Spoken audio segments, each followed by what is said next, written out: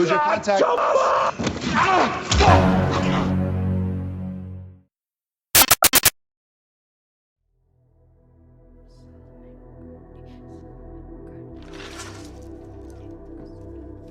awal film memperlihatkan sepasang suami istri yang sedang berada di rumahnya.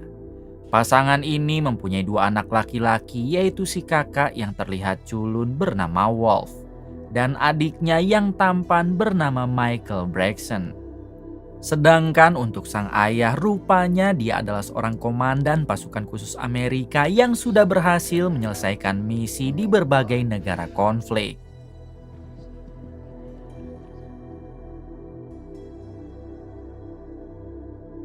Beberapa bulan kemudian terlihat ayah Wolf dan ibunya yang sedang bertengkar hebat akibat sikap si ayah yang dianggap terlalu arogan.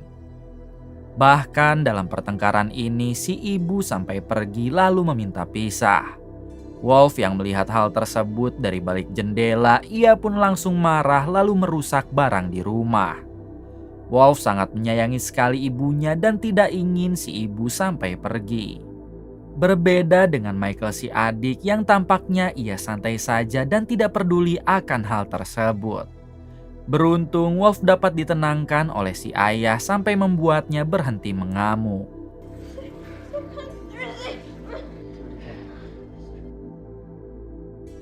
Hari berikutnya si ayah membesarkan Wolf dan Michael hanya seorang diri karena si ibu memilih untuk berpisah. Si ayah mendidik mereka berdua dengan sangat keras. Bahkan ia sampai menyewa pelatih silat dari Indonesia agar kedua anaknya menguasai ilmu bela diri.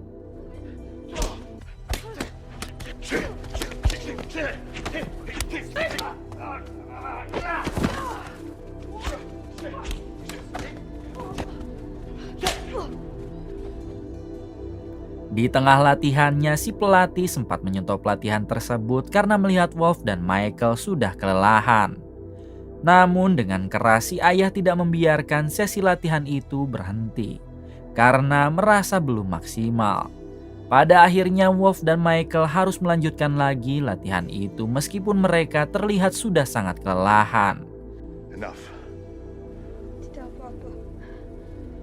Juga saja.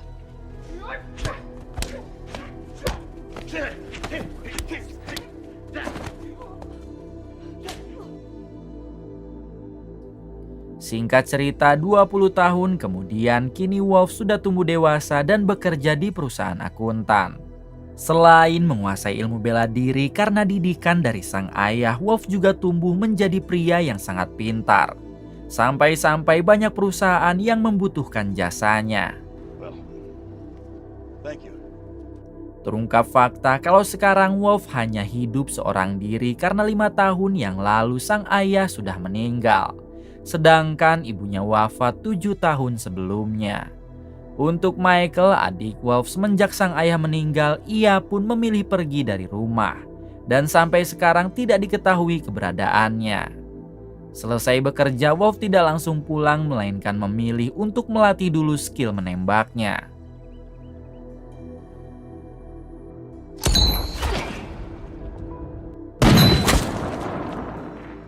Ternyata selain pintar dan menguasai ilmu bela diri, Wolf juga sangat mahir dalam menembak, mewarisi bakat dari sang ayah yang merupakan mantan komando pasukan khusus. Adegan berpindah kepada seorang ketua detektif polisi yang saat itu sedang memanggil anak buahnya bernama Lisa untuk menghadap. Di sini si ketua detektif meminta Lisa agar membantu perusahaan Living Robotics karena mereka baru saja kehilangan uang sebesar 30 juta dolar. Diberitahu kalau perusahaan robotik adalah salah satu perusahaan yang bekerja sama dengan pemerintah. Jadi jika ada kasus atau kendala apapun, pemerintah pasti akan gercep membantu. Dirasa semua penjelasan dari ketua detektif sudah jelas, Lisa bergegas pergi untuk mulai melakukan penyelidikan. Report directly to me. No other casework. Hari berikutnya adegan kembali pada Wolf yang kini mendapat tawaran bekerja dari perusahaan Living Robotics. Awalnya Wolf menolak karena kita tahu kalau ia sudah bekerja di perusahaan akuntan. Namun perusahaan Living Robotics terus saja mengirim email, bahkan mereka berjanji akan membayar Wolf 2 kali lipat dari gaji sebelumnya asalkan mau bergabung.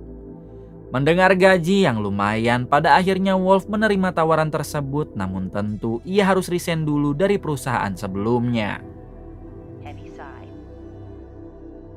2 hari kemudian Wolf sudah resign dari perusahaan sebelumnya lalu mendatangi perusahaan Living Robotics untuk melakukan pertemuan dengan direktur utama. Setibanya di sana Wolf disambut baik dan ia pun langsung mengobrol dengan si direktur dan juga asistennya. Si direktur yang public speakingnya buruk, ia pun memerintah asistennya untuk menjelaskan. Di sini si asisten mengatakan kalau tugas Wolf yaitu mengaudit setiap karyawan yang ada di perusahaan ini. Tidak hanya itu, Wolf juga harus mengecek semua keuangan dari tahun 2000 karena sekarang mereka telah kehilangan uang sebesar 30 juta dolar. Rupanya mereka tidak hanya meminta bantuan kepada detektif, melainkan kepada Wolf yang juga kecerdasannya sudah tidak bisa diragukan. Si direktur sangat yakin jika Wolf pasti akan bisa menyelesaikan kasus ini. I need the book slip past 15, please. I'm quite sure you're not. And you know this how? Setelah resmi bergabung dengan perusahaan Living Robotics, Wolf dihampiri oleh manajer yang bernama Otong. Otong sempat bertanya siapakah Wolf karena sebelumnya ia tidak pernah melihat Wolf. Wolf menjawab kalau dirinya adalah anak baru yang direkrut langsung oleh direktur untuk mengaudit. Mendengar hal tersebut, Otong langsung bersikap sopan lalu ia membawa Wolf berkeliling untuk memperkenalkan setiap ruangan. Come with me. Why do I still feel my arm? Malam harinya adegan berpindah kepada seorang pria yang saat itu mendatangi pengacara di dalam mobilnya. Entah kenapa pria tersebut langsung mengancam si pengacara agar tidak usah lagi melindungi kliennya. Jika hari esok si pengacara masih terlihat melindungi kliennya, pria tersebut berjanji akan membantai si pengacara dan seluruh anggota keluarganya. Ternyata pria ini adalah Michael, adik kandung Wolf, yang menghilang semenjak sang ayah tewas. Diberitahu kalau sekarang Michael telah menjadi ketua tentara bayaran yang siap menghabisi siapapun sesuai perintah dari yang menyewa jasanya. Guess I can't be expected.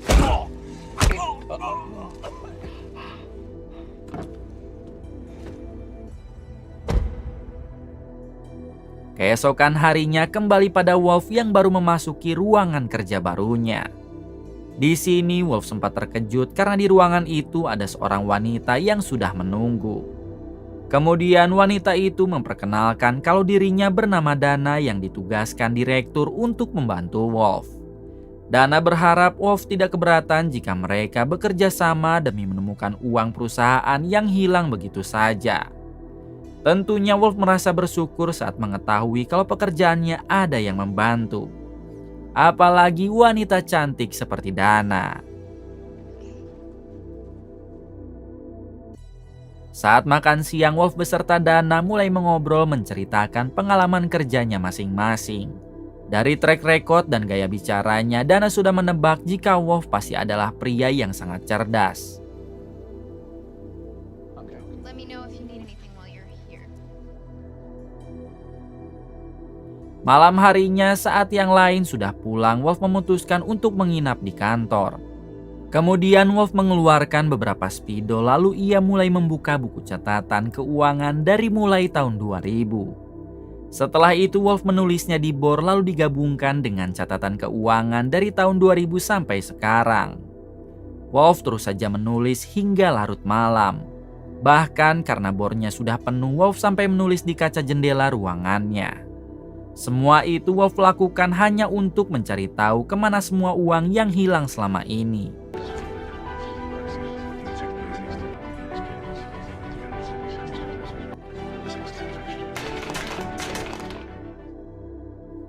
Tak terasa kini hari sudah pagi dan semua karyawan mulai berdatangan. Tak lama datanglah Dana yang sangat terkejut tatkala melihat kaca jendela ruangan Wolf dipenuhi oleh tulisan. Di sini Wolf menjelaskan kalau ia semalaman sengaja tidak tidur demi mencari tahu kemanakah uang perusahaan menghilang. Berkat kecerdasannya, Wolf berhasil menganalisa terkait uang 30 juta dolar itu menghilang bukan serentak melainkan bertahap. Menurut analisanya, dari tahun 2005 setiap bulan pasti minus 1.400 dolar. Sedangkan jika 1.400 dolar dikalikan 20 tahun, jumlahnya sama persis dengan uang perusahaan yang sekarang hilang. Jadi Wolf yakin kalau yang telah menggelapkan uang perusahaan itu adalah orang dari pihak internal sendiri, bukan orang lain. Mendengar hal tersebut, Dana menjawab bagaimana jika 1.400 dolar yang setiap bulan hilang itu dibayar untuk kebutuhan vendor.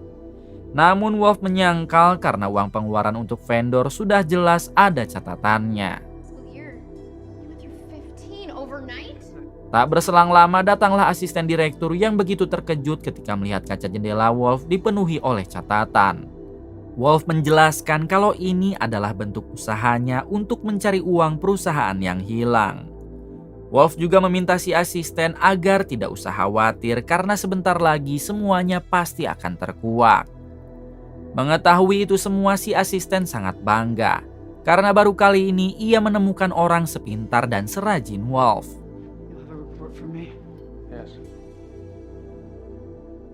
Malam harinya adegan berpindah kepada direktur perusahaan Living Robotics yang saat itu hendak mengambil minuman di lemari es. Tiba-tiba ia dibuat terkejut tatkala melihat di dapurnya sudah ada Michael dan beberapa anak buahnya. Di sini Michael meminta si direktur agar tenang karena ada sesuatu hal yang harus mereka bicarakan. Dengan santai Michael menjelaskan kalau dirinya ditugaskan oleh seseorang untuk menghabisi si direktur. Michael meminta si direktur agar menyuntikkan cairan yang sudah ia bawa ke tubuhnya sendiri, supaya si direktur tewas seolah-olah melakukan bundir. Jika si direktur menolak, Michael akan menghabisi si direktur beserta dengan anak istrinya. Tak ingin anak istrinya tewas, dengan terpaksa si direktur menuruti semua yang Michael perintah. Here's what I got.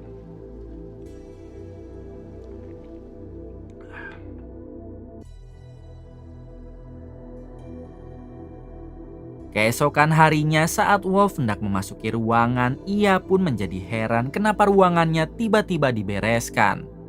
Semua data keuangan yang sudah Wolf tulis malah dihapus. Padahal sebentar lagi Wolf pasti akan dapat menguak siapa orang yang sudah melakukan penggelapan uangnya. Tak lama Wolf didatangi oleh Otong si manajer yang memberikan surat pemecatan.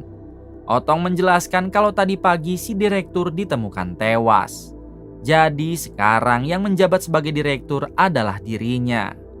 Otong meminta Wolf agar keluar dari perusahaan itu. Karena mulai sekarang semua kasus penggelapan uang akan dihilangkan. Bukan hanya Wolf, Otong juga memecat Dana yang merupakan satu-satunya rekan kerja Wolf. Mulai dari sini Wolf menjadi curiga kalau orang yang telah melakukan penggelapan uang tersebut pasti adalah Otong.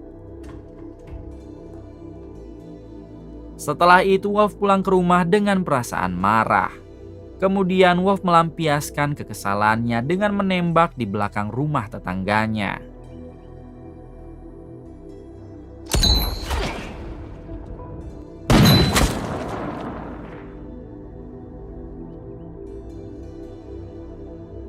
"30 menit setelah itu memperlihatkan sepasang kakek dan nenek tetangga Wolf yang sedang ditodong oleh 2 orang tentara bayaran anak buah Michael.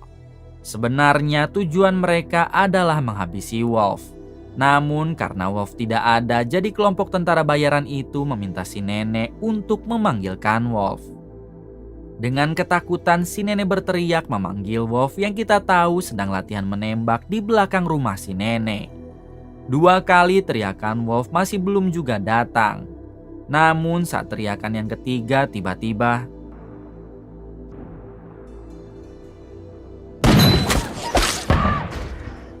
ya, sudah jelas tembakan itu berasal dari Wolf yang kini datang untuk menolong si nenek dan kakek.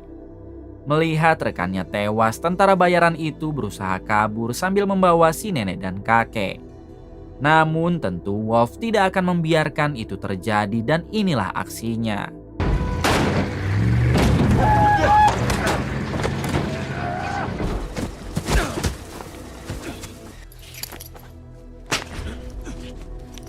Dengan cukup mudah Wolf dapat membuat tentara bayaran itu tidak berdaya. Kemudian Wolf bertanya siapakah orang yang telah memerintahnya. Si tentara bayaran menjawab jika dirinya diperintah oleh Otong untuk menghabisi Wolf dan juga Dana.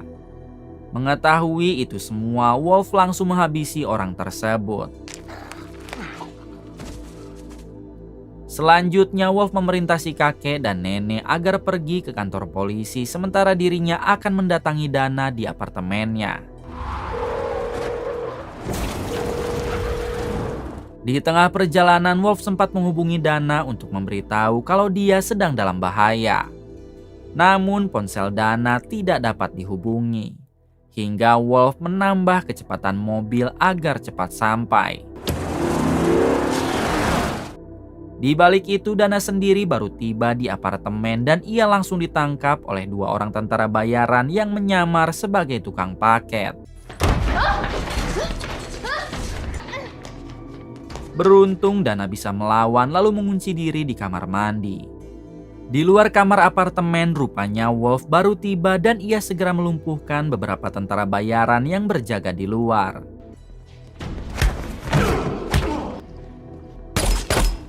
Setelah berhasil menghabisi mereka, Wolf masuk ke kamar Dana lalu menghabisi lagi 2 tentara bayaran.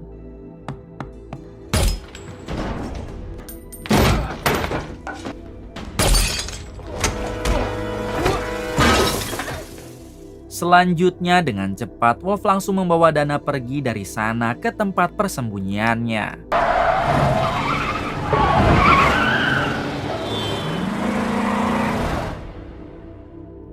Setibanya di rumah persembunyiannya, Dana sempat terkejut ketika melihat di sana yang banyak persenjataan. Lantas Dana bertanya siapa Wolf sebenarnya dan apa yang terjadi sekarang. Wolf menjawab kalau ia akan menjelaskannya nanti. Yang terpenting sekarang mereka harus pergi lebih jauh lagi dari tempat ini. Why would your clients follow you? You're an accountant. Adegan berpindah kepada Lisa si detektif yang masih terus berusaha mencari data terkait kemana menghilangnya uang perusahaan Living Robotics. Jelas Lisa kalah cepat oleh Wolf karena Wolf sudah hampir menguak pelakunya sedangkan Lisa masih dalam proses. Kembali pada Wolf yang kini baru sampai membawa Dana ke sebuah hotel. Di sini Dana langsung bertanya siapa Wolf sebenarnya dan siapakah orang-orang yang menyerangnya tadi. Wolf menjelaskan kalau mereka adalah para tentara bayaran suruhan Otong si manajer perusahaan Living Robotics yang sekarang sudah naik jabatan menjadi direktur. Otong adalah dalang dari kasus penggelapan uang perusahaan. Dan Wolf yakin Otong jugalah yang telah menghabisi si direktur perusahaan sebelumnya. Sekarang Otong sedang mengincar dirinya beserta Dana karena dianggap akan membahayakannya. Setelah itu Wolf menjelaskan tentang dirinya yang merupakan orang biasa.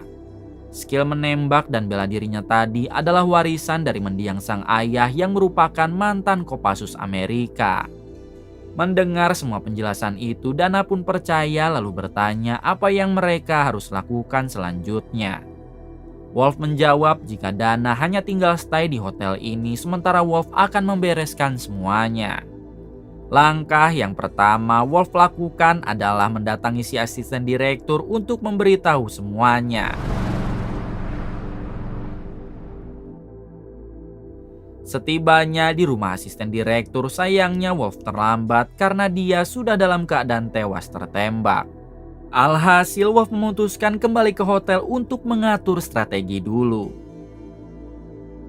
Pagi harinya adegan berpindah kepada Lisa si detektif yang sedang memberi laporan pada si ketua detektif. Di sini Lisa menjelaskan kalau sampai sekarang ia belum dapat menemukan siapa orang yang telah menggelapkan uang perusahaan Living Robotics. Mendengar hal tersebut, si ketua meminta Lisa agar menyudahi saja penyelidikan itu.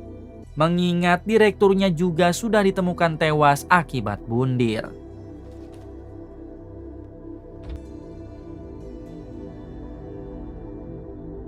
Di balik itu, Wolf sendiri sedang bersiap karena hari ini ia berencana akan menyerang balik Otong di rumahnya. Sebelum pergi, Wolf sempat menuliskan surat untuk Dana yang kala itu masih tertidur pulas.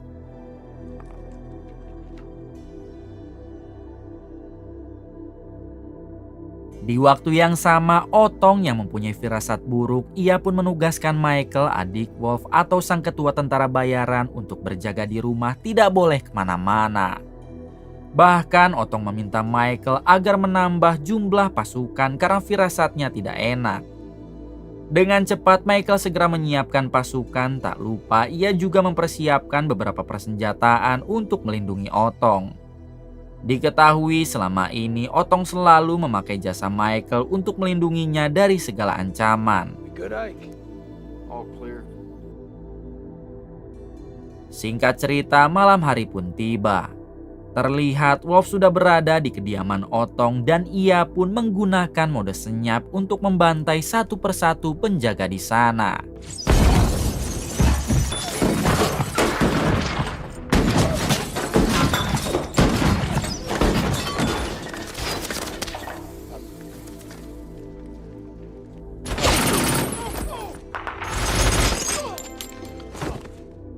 Sampai saat ini rupanya Wolf tidak mengetahui kalau Otong dilindungi oleh Michael, adiknya sendiri. Setelah membantai penjaga di luar, Wolf mulai masuk ke dalam dan inilah aksinya.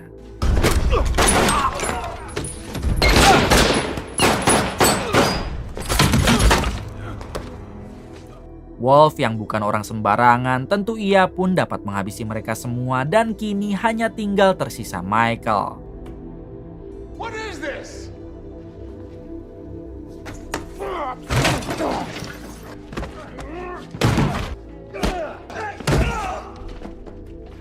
Saat melihat wajah Michael, Wolf pun memilih untuk tidak jadi menembak lalu bertanya kenapa Michael bekerja untuk orang jahat. Michael menjawab kalau semua ini ia lakukan yaitu demi uang. I'm sorry, Braxton. Di waktu yang sama, tiba-tiba Otong muncul dan sempat memerintah Michael agar menghabisi Wolf. Namun untungnya Wolf lebih dulu mengeluarkan senjata lalu menghabisi Otong. Public offering would have been worth billions. Yes, I do. Setelah itu Wolf menyarankan Michael agar jangan pernah bekerja lagi untuk orang jahat jika tidak ingin berakhir seperti Otong. Wolf juga memerintah Michael untuk pergi ke kota sebelah sebelum para polisi menangkapnya. Seburuk dan sejahat apapun kelakuan Michael, rupanya Wolf masih menyayanginya, mengingat dia adalah satu-satunya saudara Wolf. I missed you. I'm your brother. I've always had your back. I'll find you. 2 tahun kemudian memperlihatkan si ketua detektif yang diketahui bernama Ray sedang asik ngopi sendiri di sebuah klub malam. Namun ketika Ray akan pergi, tiba-tiba ia diburu oleh beberapa pembunuh bayaran.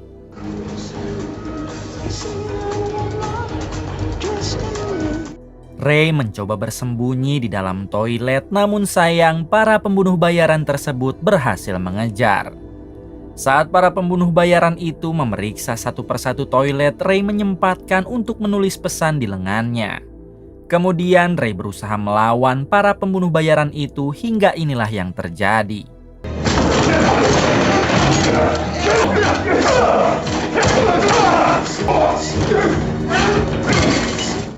Alhamdulillahnya Ray dapat menghabisi 2 pembunuh bayaran lalu pergi keluar. Sayangnya ketika akan menyeberangi jalan, masih ada satu pembunuh bayaran yang membidik Ray dari jauh hingga Ray pun harus koat tertembak.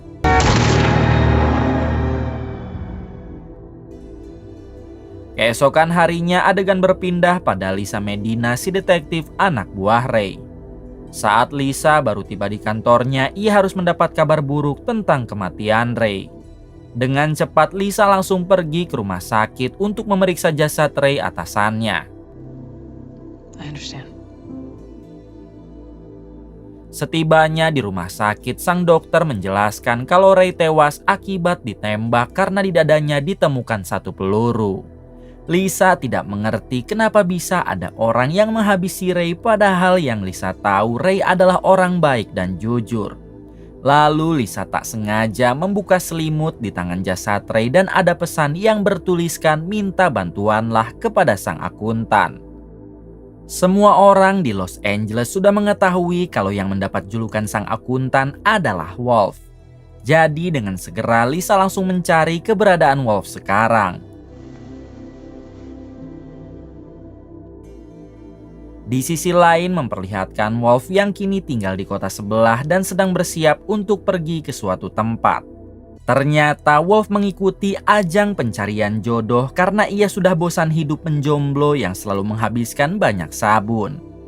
Terlihat banyak sekali wanita yang tertarik kepada Wolf, namun tak ada satupun dari mereka yang terpilih olehnya. How are you? I'm doing really well. Spend a lot of time with your friends? No, not at all. God. I just mean mathematically. Kembali pada Lisa, si detektif yang kini mendatangi rumah lama Wolf. Menurut si kakek dan nenek tetangganya, Wolf sudah 2 tahun pergi dari rumah itu dan tidak pernah kembali. Kemudian Lisa diantar oleh si kakek dan nenek untuk masuk ke dalam rumah lama Wolf. Saat di dalam, Lisa pun menggeledah setiap ruangan berharap bisa menemukan petunjuk kemana perginya Wolf. Hingga di suatu waktu Lisa berhasil menemukan kartu nama berikut nomor telepon Wolf dari sela-sela berkas. How long was he here? Next payment was due yesterday. Setibanya di rumah, Lisa mencoba menghubungi nomor telepon Wolf. Namun sayangnya panggilan itu tidak diangkat. Kemudian Lisa berhasil menemukan suatu lokasi dari berkas yang diambilnya di rumah lama Wolf sebelumnya. Dengan cepat Lisa mendatangi lokasi tersebut yang mengarah ke salah satu basement di kota sebelah. 2 jam kemudian Lisa sampai di basement yang dimaksud. Lisa tak tahu harus mencari Wolf kemana dan ia pun memutuskan untuk menunggu di sana. Tak lama beruntung sekali Wolf datang sehingga Lisa langsung menghampirinya. Wolf bertanya siapakah Lisa dan apakah sebelumnya mereka pernah bertemu. Lisa menjawab belum dan kemudian ia memperkenalkan dirinya yang merupakan seorang detektif polisi. Selanjutnya Lisa bertanya apakah Wolf kenal dengan Ray yang merupakan ketua detektif. Wolf menjawab kenal dan ternyata Ray adalah sahabat dekat mendiang ayah Wolf. Lisa menjelaskan kalau kemarin Ray ditemukan tewas dihabisi seseorang. Ray menulis pesan di tangannya untuk meminta bantuan kepada Wolf agar dapat mencari pelaku yang sudah menghabisi Ray. Apakah Wolf bersedia membantu karena itu amanat langsung dari mendiang Ray? Mendengar hal tersebut, Wolf pun mengiyakannya. Lalu Lisa segera membawa Wolf ke rumah mendiang Ray untuk mencari petunjuk. Setibanya di rumah Ray, Lisa dan Wolf menemukan banyak foto yang dipajang di dinding. Wolf yakin jika Ray sedang menyelidiki kasus besar, jadi oleh sebab itulah ia sampai dihabisi. Namun di sini Wolf memilih untuk tidak dulu berbicara dan membiarkan Lisa menganalisis sesuai dengan kemampuannya. Berjam-jam Wolf hanya menunggu sampai tak terasa hari sudah larut malam. Kemudian mereka berdua memutuskan untuk menginap di rumah mendiang Ray karena semua foto yang menjadi petunjuk belum terpecahkan.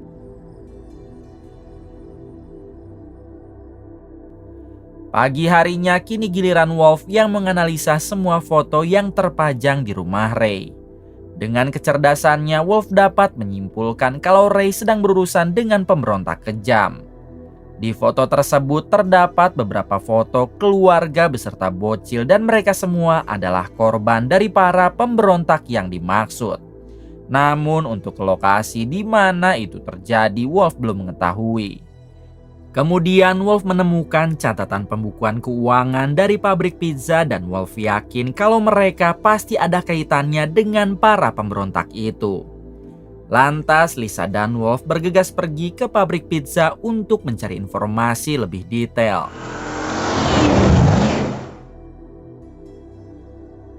Setibanya di sana, Lisa bertanya secara baik-baik kepada si pemilik pabrik terkait catatan keuangan tersebut. Namun si pemilik pabrik hanya menjawab tidak tahu lalu mengusir Lisa dan Wolf pergi. Kemudian Wolf turun tangan dan ia pun bertanya secara tegas apa hubungannya catatan keuangan itu dengan pemberontak. Awalnya si pemilik pabrik masih tidak mau membuka mulut hingga inilah yang Wolf lakukan.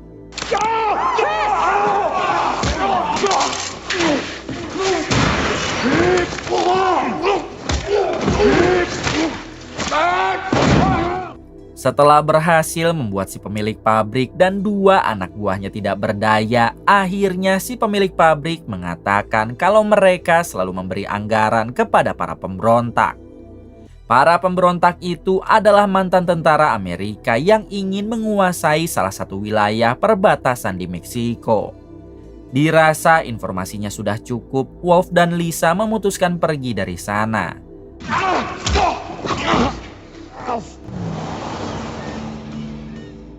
Di tengah perjalanan, Lisa sempat komplain kepada Wolf kenapa ia memakai cara kekerasan. Wolf menjawab jika tidak begitu maka si pemilik pabrik pizza pasti tidak akan mau membuka mulut. Kemudian Wolf mengatakan jika ini adalah masalah serius dan ia tidak mungkin menyelesaikannya hanya berdua dengan Lisa. Wolf berencana akan meminta bantuan kepada adiknya yaitu Michael Braxton dan apakah Lisa setuju. Lisa pun mengiyahkan permintaan Wolf asalkan kasus ini harus benar-benar tuntas. Adegan berpindah kepada Michael, adik Wolf yang kini menetap di Jerman.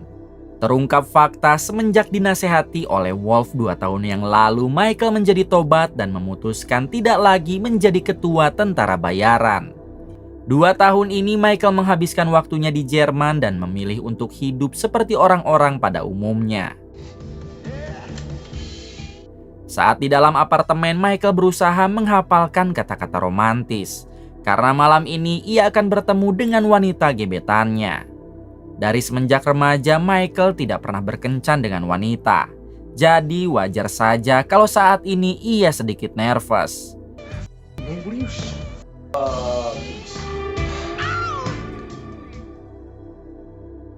Beberapa jam kemudian terlihat Michael yang sudah bertemu dengan gebetannya. Michael terus saja bersikap so cool yang malah membuat si gebetan menjadi ilfeel. You garden? You don't fish? No?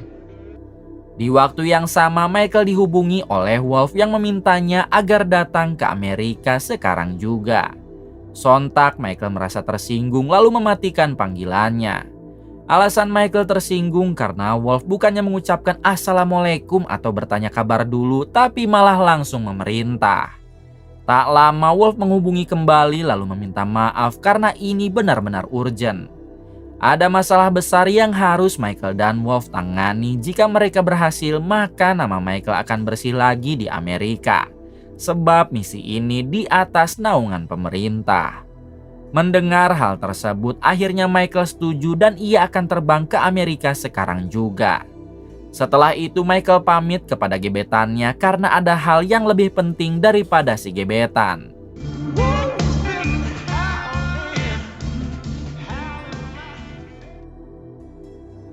Singkat cerita, Michael bertemu dengan Wolf dan Lisa di sebuah hotel sederhana. Di sini Lisa meminta Wolf agar membriefing dulu Michael sedangkan dirinya akan duluan ke kamarnya untuk beristirahat. Kemudian Wolf juga mengajak Michael agar sebaiknya mengobrol di kamar saja supaya bisa lebih serius. Talk to you for a second.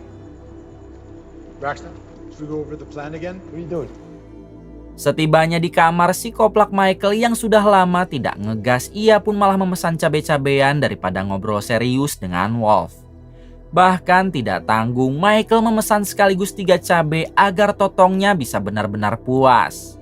Melihat kelakuan adiknya yang seperti itu, Wolf hanya terdiam dan ia rela menunggu di kamar mandi.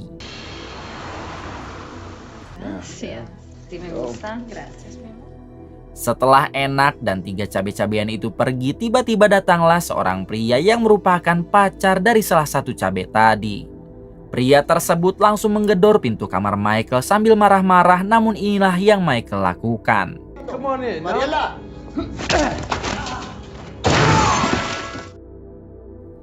Pagi harinya Wolf dan Lisa membawa Michael pergi ke rumah mendiang Ray untuk melihat foto-foto korban dari kelompok pemberontak.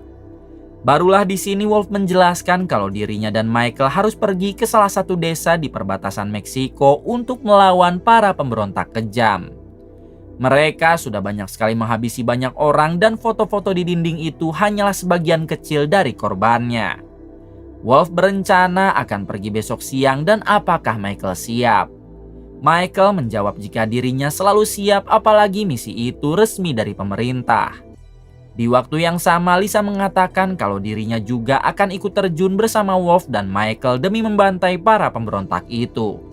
Namun Wolf melarang karena hal tersebut hanya akan membahayakan Lisa. Wolf ingin Lisa hanya membantunya dari jauh, memberi titik koordinat setiap musuh di medan perang nanti. Mendengar hal tersebut, Lisa malah marah lalu pergi dari sana. No.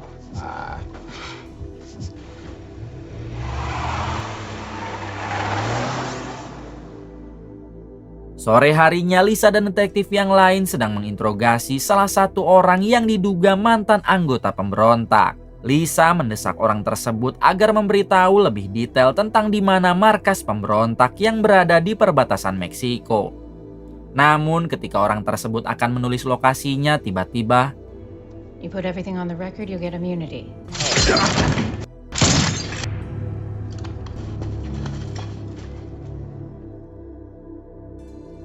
di tempat lain terlihat Wolf dan Michael yang sedang bersantai di atas rumah kabinnya. Mereka berdua saling curhat tentang pengalaman masing-masing selama berpisah. I'd like to have someone check in on. He probably would, wouldn't he? Malam harinya sebelum besok pergi menjalankan misi, Wolf dan Michael memutuskan untuk bersantai dulu di sebuah bar.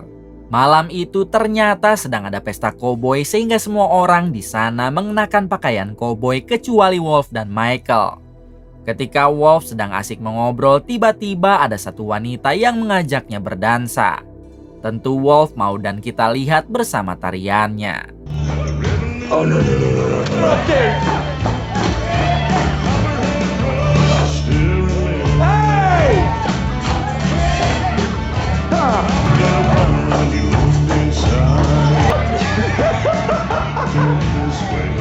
Selesai berdansa, tiba-tiba ada seorang pria yang mengaku sebagai pacar dari wanita tadi. Pria tersebut mempertanyakan kenapa Wolf berdansa dengan kekasihnya.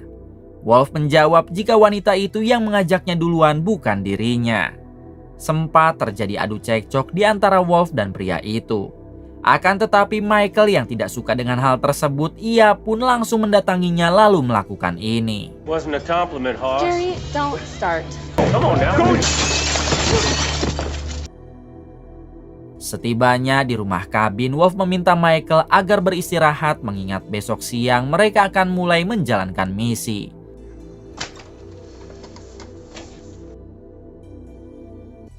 Adegan berpindah kepada Lisa, si detektif yang baru sampai di rumah. Setelah memasuki kamar tanpa disadari, rupanya ada seorang pembunuh bayaran wanita yang mengikuti Lisa.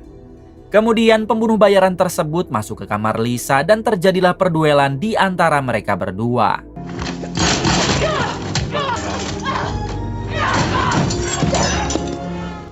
Di waktu yang sama, Wolf mempunyai firasat buruk tentang Lisa.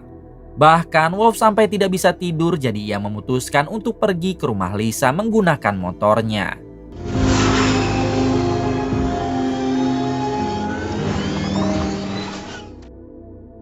Kembali pada Lisa yang masih berduel dengan si pembunuh bayaran wanita. Sayangnya Lisa berhasil ditumbangkan oleh orang itu sebelum Wolf datang.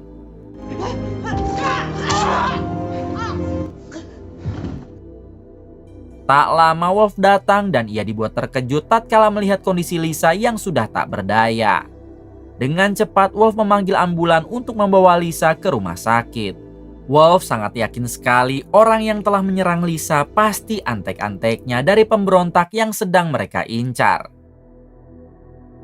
Singkat cerita, setelah membawa Lisa ke rumah sakit, Wolf balik ke rumah kabin. Di sini ia meminta Michael agar bersiap dan mengemasi semua senjata karena saat fajar mulai terbit mereka akan langsung pergi ke medan perang. Michael sempat bertanya bukankah mereka akan pergi siang. Wolf menjawab kalau lebih cepat maka akan lebih baik. Go to Juarez? Hey, let's go to Juarez! Keesokan harinya kita akan dibawa ke pedesaan Meksiko yang ada di perbatasan. Terlihat di sana ketua pemberontak yang bernama Udin sedang menaikkan puluhan remaja ke dalam bis untuk dibawa ke suatu tempat. Get on the bus! Get them on! Go right to the back! Fill it up! Vámonos! Di tempat lain, beberapa anak buah Udin sedang menggali tanah cukup dalam dengan menggunakan ekskavator. Rupanya lubang itu nantinya akan digunakan untuk menjadi kuburan para remaja yang dibawa Udin sebelumnya. Diberitahu kalau di desa ini hanya tinggal tersisa puluhan remaja tadi saja sebab para orang tuanya sudah Udin bantai.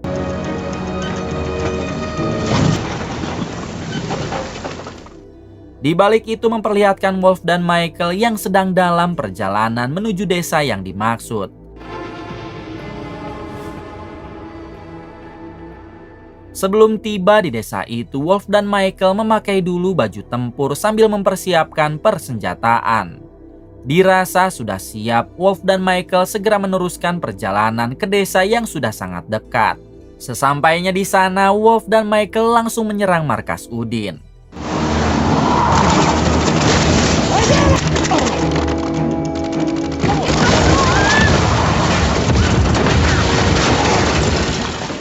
Melihat hal tersebut, dengan cepat Udin memaksa para remaja agar cepat naik ke dalam bis lalu pergi ke kuburan yang sudah disediakan. Wolf yang melihat puluhan remaja dimasukkan ke dalam bis, ia pun sadar kalau mereka semua pasti akan dihabisi. Namun Wolf dan Michael harus menghabisi dulu para anak buah Udin yang ada di sini sebelum mengejarnya.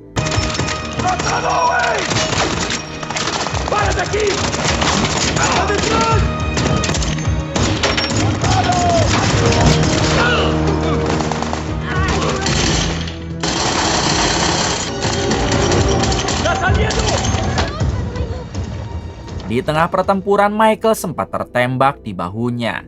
Namun beruntung tidak apa-apa dan ia pun bisa melanjutkan peperangan.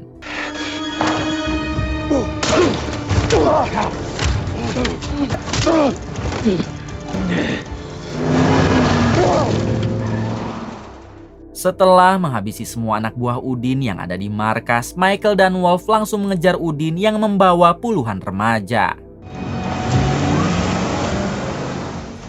Berpindah kepada Udin dan pasukannya yang tersisa. Mereka telah tiba di galian tanah dan langsung meminta semua remaja agar masuk ke dalam lubang.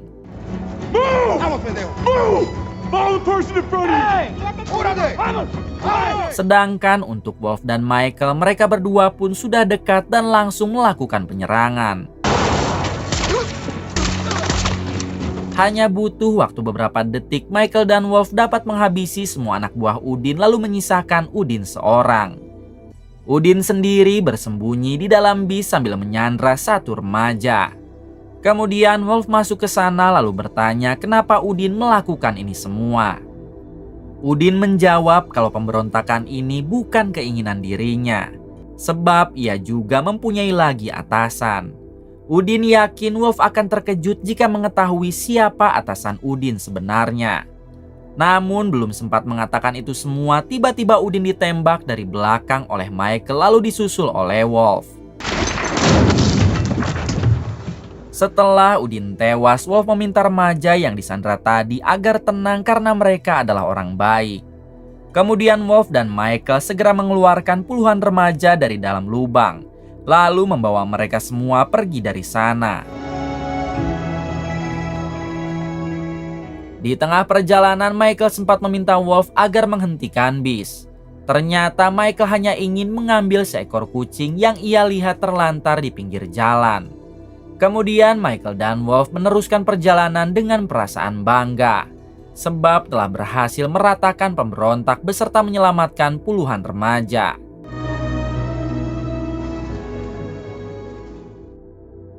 Keesokan harinya terlihat pasukan FBI yang sedang menggerebek pabrik pizza yang dulu sempat didatangi Wolf dan Lisa, karena mereka telah menyumbangkan dana untuk pemberontak. Terlihat juga Lisa yang sudah sehat kembali dan ia ikut melakukan penggerebekan dengan tim FBI. Tak lama Lisa dihubungi oleh Wolf untuk menanyakan imbalan apa yang akan pemerintah berikan setelah mereka dapat meratakan pemberontak. Sambil tersenyum, Lisa menjawab apapun yang Wolf dan Michael inginkan pasti pemerintah memberikannya. Tak lupa Lisa juga sangat berterima kasih kepada mereka berdua sebab telah menghabisi pemberontak sekaligus membalas dendam atas kematian Ray atasannya. Just out of idle curiosity. Di balik itu, Wolf dan Michael kini memutuskan untuk membawa satu remaja kemarin dan akan mengangkat remaja tersebut menjadi adik bungsunya. Kemudian mereka bertiga memutuskan untuk berlibur ke villa mewah, lalu film pun tamat. Terima kasih untuk semuanya yang telah menonton hingga akhir. Semoga kalian semua diberikan kesehatan dan rezeki yang berlimpah. Salam untuk semuanya dari Hampura Film.